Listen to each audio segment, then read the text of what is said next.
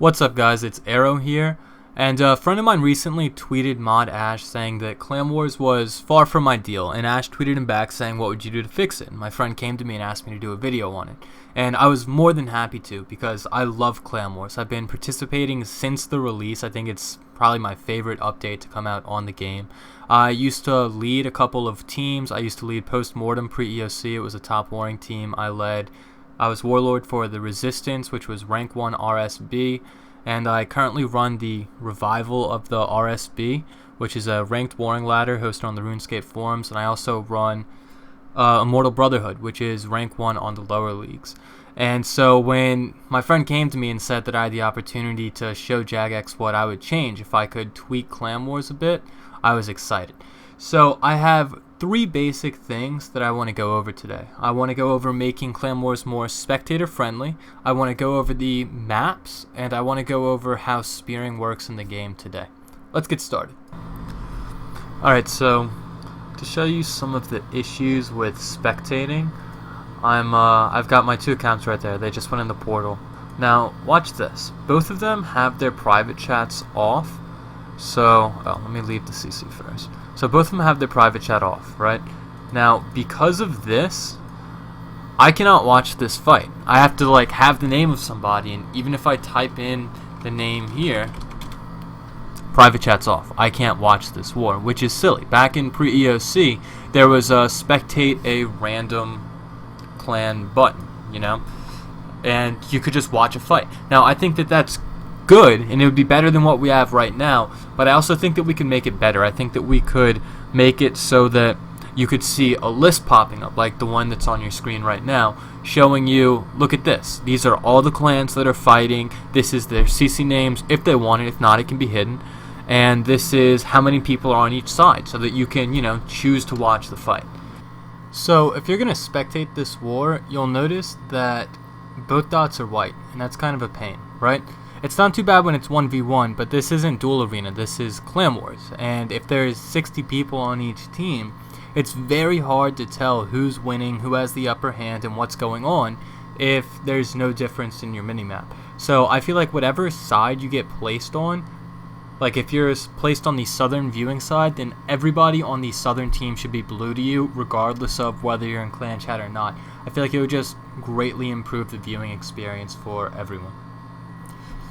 Alright, so the orbs are definitely lacking. Everything from where I'm standing to that white dot on the minimap is a blind spot from the orbs. There's absolutely no way to see it, and all of that can be, that can be a 10v10 fight right there, and the viewers would never know. And it's very important to think about stuff like this, especially with the J Cup coming up. I mean, Jagex got 20,000 viewers watching Mod Ash walk around in Resizable, literally doing nothing except showing that the screen was bigger. And don't get me wrong, it's exciting and important to know what's going on with the development of the game. But if you found somebody who would get excited about Clan Wars, somebody who knew how to talk about it, to stream the J-Cup on the twitch.tv/RuneScape account, you could get some serious views, and that kind of publicity on Twitch is very, very valuable. So it's just something to keep in mind. And if you were to put another orb in here, I think that it would go perfectly on top of this wall right here. Obviously, it wouldn't be able to be a physical orb, or you wouldn't be able to walk past it. But because when people attack, if it's over a 20v20 war, you have to split your army, right? You have to send half down one side and half down the other, or else everybody just gets in a massive barrage pile. So if you put an orb right up there, they would be able to see both halves of the fight fairly easily. Alright, so most of y'all know this map. It's actually the same as the one from pre-EOC. And this is the most commonly used map to war on right now, which honestly is a bit of a shame because it's very plain, There's no strategical advantage. It takes the strategy out of the game completely because there's nothing to work around, There's some hills that make a very slight difference if you stand on them, but at the end of the day, it's just one big open space and there's no strategy involved, which is something that the other turrets map really, like the old turrets map, really worked in, and there was a lot of different options that you had. You had to choose, where you were going to set up to defend so that you could force your enemy into barrage piles. You had to choose how you were going to attack and how you were going to divide up your men so that you could, make sure that everybody was spread out and you didn't get into barrage piles while you rushed. and there was just a lot more to work with, and this overall is just very plain. But because the other maps are also less than ideal, this is what everybody uses at the moment for all of their wars, which is disappointing, but you know, you work with what you got. A main complaint about this turrets map compared to the old one is that there's no hard obstacles in it except for the portal and the viewing orbs. Now what I mean by a hard obstacle is an obstacle that you can't mage or range through. So all these turrets, every other structure on the map, you can mage and range through it like it's not even there, which removes a lot of the strategy from the game. You can't set your team up around viewing orbs and around portals, and when you're being piled, you can't just, you know, tank by running away. You have to pray to God that they splash so many times that they forget about you and decide they're going to move on to somebody else, which is unlikely. Whereas before, you had things to hug them off on and they'd get caught around walls so you could actually make an escape. So pre-EOC, turrets was the map to war on. If you go back and watch old videos, you will notice that that is almost always the map that the fight occurred on. And if you talk to people who used to war pre-EOC and who still war now, most of them will tell you that they prefer the old turrets map. So I've been putting a lot of thought into this. I really wanted to know from a game design standpoint what makes the old turrets map so much better than the new turrets map. And I've pretty much come down to two simple things. It's that there's no hard obstacles in this turrets map, meaning it's very difficult to tank and there's very limited strategical options. You pretty much only get to spread your people in a large open field. You don't get to make a defense around an L wall or around a turret because, you know, they can just mage right through the turrets and there are no L walls. So the other thing is this turret that I'm standing on is horrible. From a defensive standpoint, you can't use it to defend because if you put your mages on top and you put your tanks in front, they're going to get killed. They're just going to long range your tanks and your mages won't be able to do anything. And then by the time you call for the regroup, it takes 15 or 20 seconds to run through, and you know, that's however many people you put on top of the turret, just completely removed from the fight before it's even begun. And that's just for defending. You know, that's easy. You just don't defend on the turret. You defend between the portal and the wall, which is what most people do. But then what about attacking?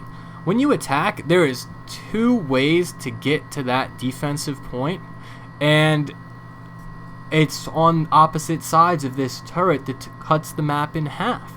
So you pretty much have to be willing to split your team into two halves because you can't use this little gap to the west. They end up in the same group right here. And you can't send 60 people through this one gap right here. It just doesn't work. You will end up in a massive barrage pile. So you send 30 up here from the northwest and you send 30 more from the southeast. But then what happens if you need a regroup, right? Back on the old turrets, you would literally just run off of the hill and then everybody would regroup outside of the L walls. And it was very simple. It was very easy to get a regroup going. If you were to call for a regroup here because one side or the other side was really getting steamrolled and, you know, you were just going to lose if you didn't get that regroup going, your team would have to run all the way around this straight wall. And the whole time that this is going on, you're pretty much fighting a 1v2 because half of your team is literally doing nothing. Half of your team is forced to run in a big fat circle around this wall just so that you can regroup, and it loses you the fight. And it's why you don't see people fight on turrets over 20 people, really, because anything more than that, you just cannot force through this gap without getting in a massive barrage pile. Let's take a moment and talk about why spears are broken. There is 5 forms of crowd control in the game, and Dragon Spear, Zami Hasta, these are the only crowd control that stacks. Meaning, if you get Ice Barrage 4 times in a row, you are not frozen for the duration of 4 Ice Barrages in a row. Whereas if you take, as you can see, like 17 Spear Specs in a row, you will have to tank every single one of them before you can do anything. You can't change any of your gear, you can't eat, you can't teleport out, there is nothing you can do. Like, forget the fact that this is being used to smite people for god swords in the wilderness. It's simply not fun gameplay. And of all the forms of crowd control in the game to stack, that is the most broken one. Now here's some quick examples for you of how the other crowd controls don't stack. With Ice Barrage, not only does this not stack, I also have immunity, so look, I can turn off my prayer and tank 1 hit from all of them before I get frozen. Now, as you can see, I just got frozen by the ZGS spec. I'm currently waiting, and then I'm going to let both of them get on me. and as you can see, I will tank a 51 ZGS spec and still be free to run because I have immunity. So not only does it not stack, but it gives you immunity afterwards. So these were harder to show because they were pictures, or well, it was hard to show the immunity, but as you can see, they get a message saying that I'm currently immune to this spell and that I cannot be entangled again. The same thing does go for Teleblock. I am immune to the spell after it runs out. So it doesn't stack and it gives you immunity. Dragon Spear is the only thing that both stacks and doesn't give immunity, and it is 100% impossible to outplay. There is nothing you can do to save your life when you're being mass speared. Yes, you can X-log, but that really isn't a guaranteed solution, and forcing your client closed isn't a very good answer anyway. So that's something that I would really like to see changed. If anything, if you take anything from this video, it's that Dragon Spears are way stronger than they should be at the current state in time. Guys, thank you so much for watching. I know that this wasn't the most entertaining video, but I do hope that it was informative, and I hope that if anybody at Jagex does see this, that you do consider some of the points that I said. They're very small changes that would make a world of difference in the warring community to make it much more active. I also hope that you do consider streaming the J-Cup. That's a huge opportunity that you're missing out on. I mean, I feel like tons of people would watch it, and at the end of the day, Clan Wars really is the end game for RuneScape. All the questing that you do, all the skills that you grind out, all the nice gear that you get from PVMing or PKing or whatever, you don't get to show it off in combat anywhere like you do at Clan Wars. Shameless plug right here.